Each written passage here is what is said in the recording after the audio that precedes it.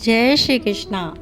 आ जाइए सभी भक्तों आपके अपने चैनल भगवान श्री कृष्ण के चैनल, और इस चैनल के माध्यम से भगवान आप सब तक अपनी लीलामयी कथा पहुंचा रहे हैं। तो आप बहुत ही सौभाग्यशाली हैं कि भगवान की कथा जो आपको अपने कर्णपुटों के द्वारा सुनने को मिल रही है। तो क्या हमें अच्छा लगता है कि हमें नई नई वस्तुएं अच्छी लगती हैं, और भगवान हमारे कृष्ण सदा ही नवीन हैं। वही उनकी कथा हमेशा ही नवीन रहती है। तो हमें भगवान की नई नई कथा सुनने को मिल रही है। तो इस कथा को आप बड़े ही प्रेम पूर्वक लिसन करें और प्रभु के प्रेम को आशीर्वाद के रूप में प्राप्त करें। तो हम भगवान की लीलामय कथा के अंतर्गत भगवान श्री कृष्ण के विवाह की कथा लिसन कर रहे हैं। भगवान श्री कृष्ण के 16,108 विवाह हुए, जिनमें से 16,100 वह बंदी कन्याएं थी जिन्होंने भगवान श्री कृष्ण को अपना सर्वस्व अर्पण करके भगवान श्री कृष्ण से विवाह किया। और भगवान श्री कृष्ण के 8 मुख्य विवाह जो हुए, हम उन्हीं की कथा कंटिन्यू कर रहे हैं। आज भाग 273 कहा जाएगा, और इसमें हम भगवान श्री कृष्ण की विवाह की कथा श्रवण करेंगे, जिसमें वह महारानी नागनजिति से विवाह करेंगे। तो भगवान का यह विवाह का लीला किस प्रकार से हुआ, आइए प्रेम पूर्वक सभी लिसन करते हैं। जय श्री कृष्णा। भाग 273। समुद्र के किनारे श्री कृष्ण आज भ्रमण कर रहे हैं और उनके प्रिय सखा अर्जुन साथ में हैं। प्रथम बार अर्जुन आए हैं द्वारिका। द्वारकाधीश इस बात से बहुत ही प्रसन्न हैं और वह समुद्र किनारे घूम रहे हैं।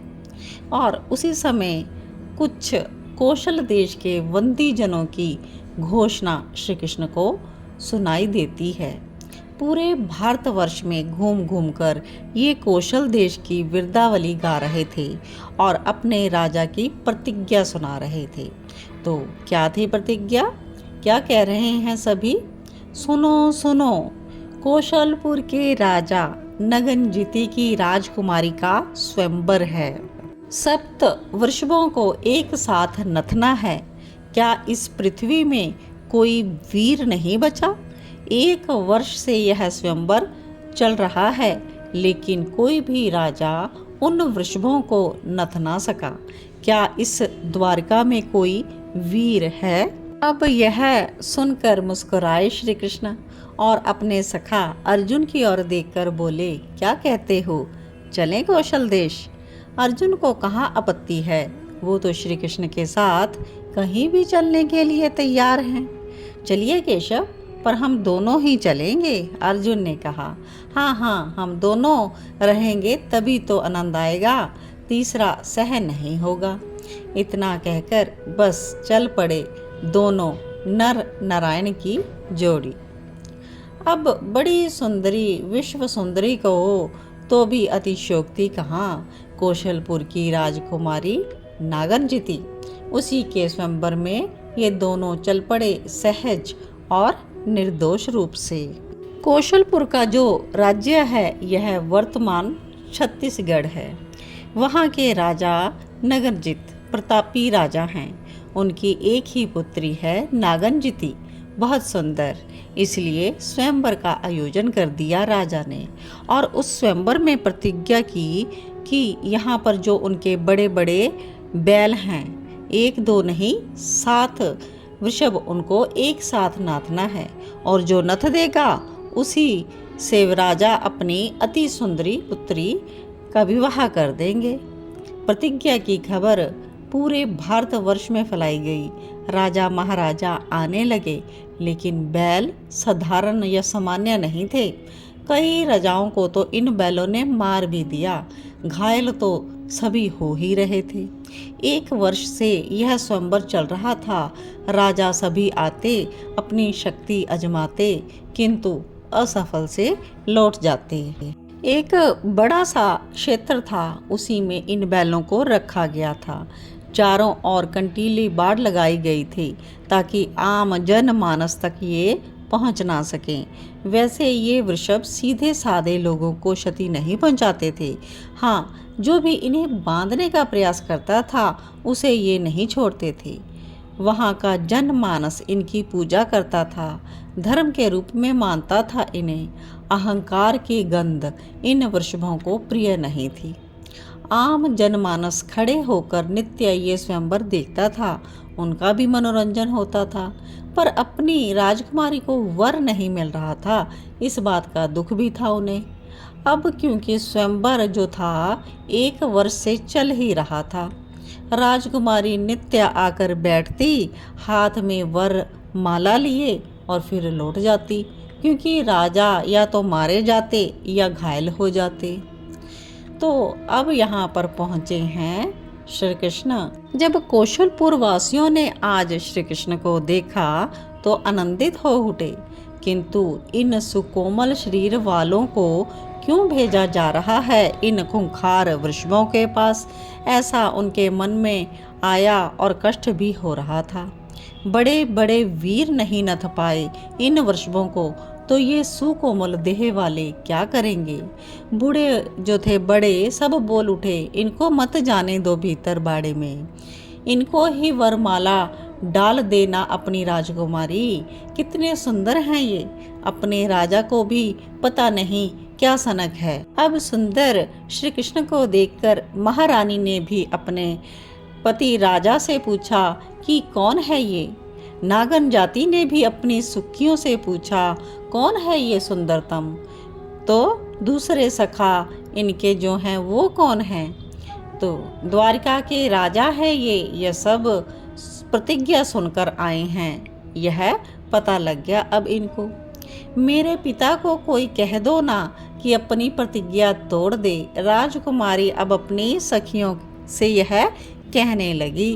राजकुमार श्री कृष्ण को देखते ही और सब सखियां कहती हैं, क्या तुम जानती नहीं अपने पिता को? प्राण चले जाएं पर वचन से पीछे हटना इन्होंने कहाँ सीखा है। अभी यह सब चर्चाएं चल ही रही थी कि श्री कृष्ण उस क्षेत्र में प्रवेश कर गए जहाँ पर वो वृषभ खड़े थे। सब शांत होकर देख रहे हैं। राजकुमारी की तो सांस अटक गई। ओहो, ये पीतांबरधारी, इन्हें कुछ हो ना जाए। पर ये क्या? मध्य में मुस्कुराते हुए श्री कृष्ण राजकुमारी को देखने लगे। तभी पीछे से एक वृषभ आया। सारी प्रजा चिल्ला उठी, पीछे देखो।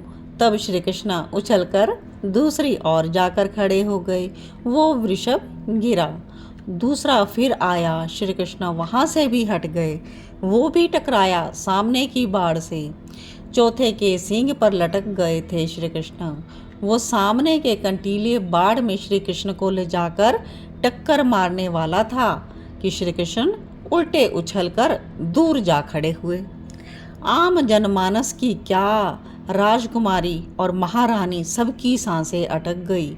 सब प्रार्थना करने लगे कि इन्हें कुछ हो ना जाए। लेकिन इन सब बैलों को थका दिया श्री कृष्ण ने और अब एक रस्सी लेकर 1 2 3 लगातार 7 के नाक में रज्जू डालकर नथ दिया।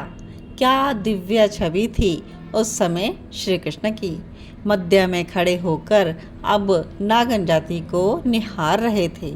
प्रजा ने आनंदित होकर करतल ध्वनि की और राजा ने स्वयं खड़े होकर पुष्प बरसाए। नागन जाति हाथों में वरमाला लिए सखियों के साथ चल पड़ी।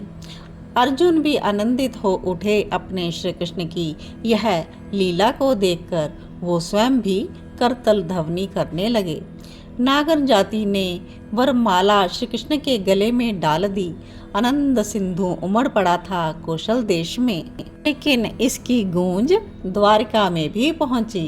महारानी नागन जाति अब द्वारिका आ रही हैं। लोगों में यह चर्चा का विषय बन गया था। तो इस प्रकार से भगवान श्री कृष्ण ने 7 वृषभों को एक साथ नद कर राजकुमारी नागनजिति से विवाह किया था। तो बहुत ही प्यारी सी यह कथा आप सभी ने श्रवण की।